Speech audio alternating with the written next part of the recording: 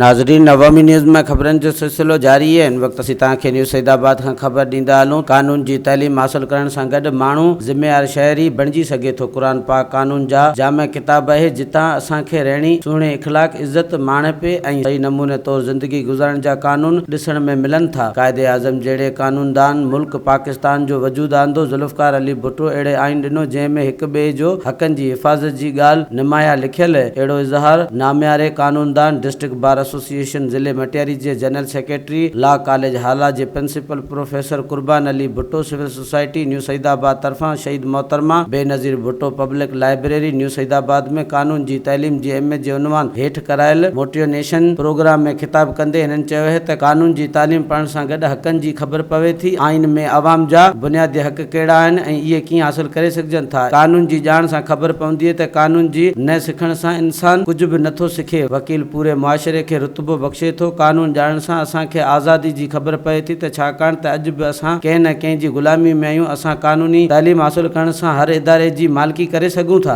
वधीक ख़बरनि ऐं तफ़सील जे लाइ विज़िट कयो असांजी वेबसाइट awamiNewsHD.com ऐं ॾिसंदा रहो अवामी न्यूज़ HD।